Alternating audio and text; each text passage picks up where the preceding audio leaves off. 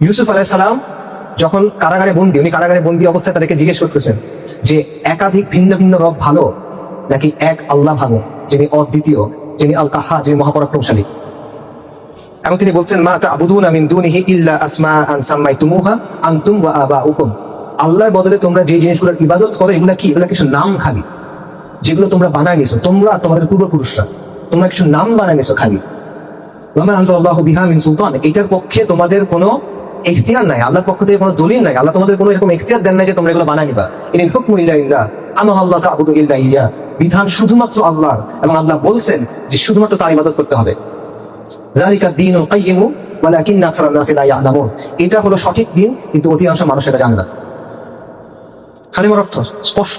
প্রথমত এক আল্লাহ রব, এক আল্লাহ মাবুদ, একাধিক কেউ নাই, এই জায়গাতে আর কারো শরীকানা নাই, আল্লাহ এটা সহ্য করেন না, এবং এখানে কোনো ইখতিয়ার কাউকে দেওয়া হয় নাই।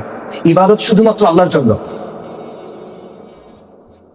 মানুষ তার বান্দা, মানুষ তার গোলাম, মানুষ তার ইবাদত করবে, তার আনুগত্য করবে, আর কারোর ইবাদত করা যাবে না, আর কারোর কাছে দোয়া করা যাবে না। 3, আল্লাহর বদলে যাদের ইবাদত করা হয়, যা কিছুর ইবাদত করা হয়, যা কিছুকে আনা হয়, এগুলো হলো মানুষের বানানো কিছু নাম, যেগুলো কোনো বাস্তবতা নাই, এগুলো ভিত্তিহীন, এগুলো আল্লাহর সামনে কিচ্ছু না, এদের কোনো অবস্থান নাই, এবং এরা তাদেরকে দুনিয়াতে এবং আখিরাতে সাহায্য করতে সক্ষম না। 4, মানব জীবন কিভাবে চলবে, সমাজ কিভাবে চলবে, শাসন কিভাবে চলবে, এটা আল্লাহ ঠিক করে দিবেন। যেভাবে ইবাদত শুধুমাত্র আল্লাহর, ঠিক একইভাবে এই কর্তৃত্বটা শুধুমাত্র আল্লাহর। যেভাবে ইবাদত শুধুমাত্র আল্লাহ, ঠিক একইভাবে এই ইখতিয়ারটা শুধুমাত্র আল্লাহর। এখানে কারো ওই কর্তৃত্ব নাই, কারো ওই ইখতিয়ার নাই যে সে বলবে যে আল্লাহ এটা বলছে এটা বাদ দাও, আমরা এটা বলছি এটা তোমার করতে হবে। এই ইখতিয়ার আল্লাহ তাকে দেন নাই। যদি কেউ এটা গ্রহণ করে নেয় তাহলে সে কালিমা থেকে বের হয়ে যাচ্ছে, কালিমার বিরুদ্ধে চলে যাচ্ছে সে। এবং এই সবকিছু মিলে যেটা, সেটা হলো দীনুল কাইয়্যিম, সঠিক দিন, যেই দিন কিয়ামত পর্যন্ত পুরা মানব জাতির উপরে আবশ্যক। ইন্না দীনা ইনদাল্লাহিল ইসলাম, আপনি নাজাত পাবেন না এই দিন ছাড়া। এই সবগুলো যদি আপনি না মানেন, আপনি যেই হন, সংখ্যায় যত হন, আপনার বংশ যাই হোক, আপনার ক্ষমতা যাই হোক, টাকা যাই হোক, কোনো লাভ তো নাই। করতে হবে আল্লাহর সামনে মাথা নিচু করে আসতে হবে, আল্লাহর গোলামি মেনে নিয়ে আসতে হবে, মুহাম্মদ রাসূলুল্লাহ সাল্লাল্লাহু আলাইহি ওয়াসাল্লামকে রাসূল মেনে নিয়ে আপনার আসতে হবে। তাহলে আপনি আখিরাতের নাজাতের আশা করতে পারবেন, পারবেন না। এটা হলো দ্বীন ইসলাম। এর বাইরে যা কিছু আছে, যা কিছুটা সে সাংঘর্ষিক, যতটুকু সাংঘর্ষিক বাতিল। এটা হলো লা ইলাহা ইল্লাল্লাহর অর্থ। মুহাম্মদ রাসূলুল্লাহ সাল্লাল্লাহু আলাইহি ওয়াসাল্লামের অর্থ কি? এটার অর্থ হলো আপনি তার রিসালাতকে সত্য বলে মানবেন, যে মুহাম্মদ সাল্লাল্লাহু আলাইহি ওয়াসাল্লাম আল্লাহর প্রেরিত রাসূল, তিনি খাতামুন নবিয়্যিন, তিনি সাইয়্যিদুল মুরসালিন, এটা আপনার মানতে হবে।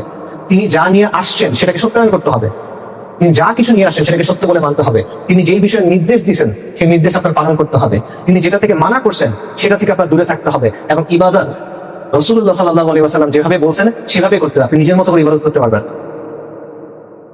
আপনার পথ প্রদর্শক তিনি, আপনার নেতা তিনি, আপনার দৃষ্টান্ত তিনি সাল্লাল্লাহু আলাইহি ওয়াসাল্লাম। একটা ঘটনা আছে, সেটাও মুসনাদ আহমদে আছে, ইবনে কাসির উল্লেখ করছেন, বিখ্যাত ঘটনা। একবার ওমর রাদিয়াল্লাহু আনহু উনি তাওরাতের কিছু কাগজ নিয়ে পড়তেছিলেন। আরবদের মধ্যে সবাই পড়াশোনা পারতেন না, বাট ওমর রাদিয়াল্লাহু আনহু পারতেন, এবং উনি তাওরাতের কিছু কাগজ নিয়ে পড়তেছেন। রাসূলুল্লাহ সাল্লাল্লাহু আলাইহি ওয়াসাল্লাম দেখলেন, উনি জিজ্ঞেস করলেন যে তুমি কি করতেছো? উনি বললেন যে আমি তো তাওরাতের কিছুই পড়তেছি। তখন রাসূলুল্লাহ সাল্লাল্লাহু আলাইহি ওয়াসাল্লামের চেহারা, ওনার চেহারা এমন ছিল যে রাগলে বোঝা যেত। আব্দুল্লাহ ইবনে সাবিত রাদিয়াল্লাহু আনহু আসেন, বলছেন যে উমর তুমি দেখতেছো না যে রাসূলুল্লাহ সাল্লাল্লাহু আলাইহি ওয়াসাল্লাম রেগে গেছেন? কেন রেগে গেছেন? রাসূলুল্লাহ বলতেছেন যে সত্তার হাতে আমার প্রাণ, তার কসম, আজকে যদি মুসা আলাইহিস সালাম জীবিত থাকতেন, তার জন্য আবশ্যকতা আমাদের ফলো করা, তার জন্য আবশ্যকতা আমার অনুসরণ করা। তার মানে হলো নবী সাল্লাল্লাহু আলাইহি ওয়াসাল্লাম আশা করে তার কাছে যে শরিয়া আসছে, তার কাছে যে হিদায়াত আসছে, এটার বাইরে আর কোনো কিছু গ্রহণযোগ্য না। তাকেই অনুসরণ করতে হবে, তিনি যেভাবে বলছেন ওভাবে অনুসরণ করতে হবে, এই শরীয়তে অনুসরণ করতে হবে, নাহলে হবে না। লা ইলাহা ইল্লাল্লাহ বলবেন, মুহাম্মাদুর রাসূলুল্লাহ বলবেন, অর্ধেক বললেও হবে না। সাল্লাল্লাহু আলাইহি ওয়াসাল্লাম তাকে মানতে হবে। আল্লাহর আনুগত্য করতে হলে নবী সাল্লাল্লাহু আলাইহি ওয়াসাল্লামের আনুগত্য করে সেটা করতে হবে। এটা হলো মুহাম্মদ রাসূলুল্লাহ সাল্লাল্লাহু আলাইহি ওয়াসাল্লামের অর্থ। কালিমার শর্ত আছে। ওয়াহাব ইবনে মুনাব্বিহ, একজন সালাফ রাহিমাহুল্লাহ, ওনাকে একজন জিজ্ঞেস করছেন যে কালেমা কি জান্নাতের চাবি না?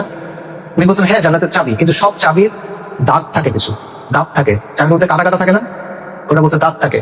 তো চাবির দাঁত যদি না থাকে, ওটা দিয়ে আপনি তালা খুলতে পারবেন না। তো চাবির দাঁতটা কি? এটা হলো কালেমার শর্ত। কালেমার কিছু শর্ত আছে, এটা নিয়ে ওলামায়ে কেরাম অনেক আলোচনা করছেন। এটা অনেকে 7টা বলেন, অনেকের চেয়ে বেশি বলেন, বাট আমভাবে 7টা ধরতে পারেন। সেগুলো কি? সংক্ষেপে বলি। আচ্ছা, 2 ধরনের শর্ত আছে। প্রথম হলো পার্থিব জীবনের জন্য শর্ত। পার্থিব জীবনে আপনি কালেমা গ্রহণ করার 2টা শর্ত আছে। একটা হলো আপনি এটা মনে বিশ্বাস করবেন, আপনি সাক্ষ্য দিবেন, এতটুকু। একটা হাদিস আছে আব্দুল্লাহ ইবনে উমর রাদিয়াল্লাহু আনহু থেকে, যে নবী সাল্লাল্লাহু আলাইহি ওয়াসাল্লাম বলছেন যে আমি লোকেদের বিরুদ্ধে যুদ্ধ করতে আদিষ্ট হয়েছি, মানে তাকে আদেশ করা হয়েছে মানুষের বিরুদ্ধে যুদ্ধ করতে যতক্ষণ না তারা বলে লা ইলাহা ইল্লাল্লাহ। এবং যখন তারা বলে লা ইলাহা ইল্লাল্লাহ এবং তারা নামাজ পড়ে এবং তারা যাকাত দেয়, তখন তারা তাদের জানমাল আমার কাছ থেকে হেফাজত করে নিল। অর্থাৎ ইসলামের দিক থেকে নিরাপত্তাটা পাইতে হলে লা ইলাহা ইল্লাল্লাহ তাকে মানতে হবে এবং বলতে হবে। এটা হলো প্রথম শর্ত দুনিয়াতে। পরের শর্ত হলো তার মধ্যে এমন কোনো কিছু থাকা যাবে না যেটা ওই কালেমার সাথে সাংঘর্ষিক। ঠিক আছে, মনে করেন সে কালেমা পড়ছে কিন্তু সে নবী সাল্লাল্লাহু আলাইহি ওয়াসাল্লাম অবমাননা করে, তার ঈমান আছে কিনা? নাই। কেউ কালেমা পড়ছে কিন্তু সে মূর্তির সামনে গিয়ে সিজদা করতেছে। কেউ কালেমা পড়ছে, কেউ জিনের জন্য কোনো কিছু জবাই করতেছে, উৎসর্গ করতেছে। কেউ কালেমা পড়তেছে কিন্তু সে আল্লাহকে গালি দিচ্ছে, নাউজুবিল্লাহ। অর্থাৎ এমন কিছু যদি থাকে যেটা কালেমাকে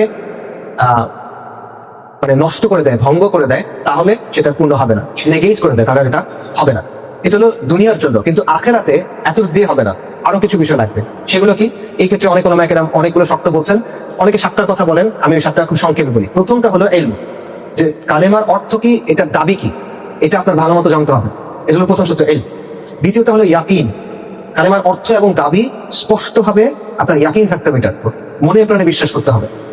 তারপর ইখলাস, আপনি যখন কালেমারকে বাস্তবায়ন করবেন সেটা ইখলাসের সাথে করতে হবে, সেখানে যেন শিরক না থাকে, সেখানে যেন রিয়া না থাকে। তারপর হলো সিদক, সত্যবাদিতা, যে কালেমার অর্থ এবং দাবি এটা আপনার সত্যভাবে জানতে হবে, সত্য বলে মানে মনে করে সত্য হিসেবে জানতে হবে। মুনাফিকের মতো হইলে হবে না, মুখে বলতেছে কিন্তু মনে সেটা বিশ্বাস করে না, এরকম হলে হবে না। মুহাব্বাত, কালেমায় যার কথা বলা হয়েছে ওই আল্লাহকে আপনার ভালোবাসতে হবে সবকিছুর চেয়ে বেশি। ইনকিয়াদ, কালেমার প্রতি সমর্পণ করতে হবে, কালেমায় যার কথা বলা হয়েছে তার প্রতি নিজেকে সমর্পণ করতে হবে, আপনার অঙ্গ প্রত্যঙ্গ সাক্ষ্য দিতে হবে আপনি তার প্রতি যে আসলে আনুগত্য করেন, আপনি যাকে যে মানছেন আপনার ইলাহ হিসেবে। এবং ফাইনালি কবুল করতে হবে, মনে করেন এটা আপনার কবুল করে নিতে হবে। এটা হলো সংক্ষেপে আলোচনা। এটা নিয়ে অনেক বিস্তারিত আলোচনা আছে, আপনারা অনেক বইতে আলোচনা পাবেন, আমি সেখানে যাচ্ছি না। কালেমার রোকনে আসেন এবার। কালেমার স্তম্ভ কি? প্রত্যেকটা বাড়ির পিলার্স থাকে, রাইট, ফাউন্ডেশন থাকে। কালেমার 2টা স্তম্ভ আছে, লা ইলাহা ইল্লাল্লাহ। একটা হলো নাফি, একটা হলো ইসবাত। একটা হলো অস্বীকার করা, লা ইলাহা, সকল ইলাহকে অস্বীকার করা হচ্ছে। তারপর হলো ইসবাত, সত্যায়ন করা এক আল্লাহ ছাড়া, একমাত্র আল্লাহকে আমি সত্যায়ন করি, বাকি সকল ইলাহকে আমি অস্বীকার করি। এটা আরো সহজে যদি আমরা বলি, এটা হলো কুফর বিত তাগুত বা ঈমান বিল্লাহ, যে সকল মিথ্যা ইলাহকে আপনার অস্বীকার করতে হবে, প্রত্যাখ্যান করতে হবে এবং একমাত্র আল্লাহকে একমাত্র সত্য ইলাহ হিসেবে আপনার গ্রহণ করতে হবে। আল্লাহ সুবহানাহু ওয়া তাআলা বলেন, লা ইকরাহা ফিদ-দীন, ক্বাদ তাবায়্যানা আর-রুশদু মিনাল গায়y, ফামান ইয়াকফুর বিত-তাগুতি ওয়া ইউমিন বিল্লাহ ফাকাদ ইসতামসাকা বিল-উরওয়াতিল উসকা লা ইনফিসামা লাহা ওয়াল্লাহু সামিউন আলীম। যে দিন গ্রহণের ব্যাপারে কোনো জোর জবরদস্তি নাই, সত্য পথ ভ্রান্ত পথ হতে সুস্পষ্ট হয়ে গেছে। সুতরাং যে তাগুতকে অস্বীকার করলো এবং আল্লাহর প্রতি ঈমান আনলো, সে এমন এক মজবুত হাতল ধরে নিল যেটা কখনো ছিন্ন হবে না। আল্লাহ সুবহানাহু ওয়া তাআলা বলেন, ওয়ালাকাদ বা'আসনা ফি কুল্লি উম্মাতির রাসূলান আন ইয়াবুদুল্লাহা ওয়াজতানিবুত তাগুত। আল্লাহ আযজা ওয়া জাল প্রত্যেক কওমের কাছে, প্রত্যেক উম্মার কাছে রাসূল পাঠাইছেন এই দাওয়াত দিয়ে যে তোমরা এক আল্লাহর ইবাদত করো এবং তাগুতকে অস্বীকার করো।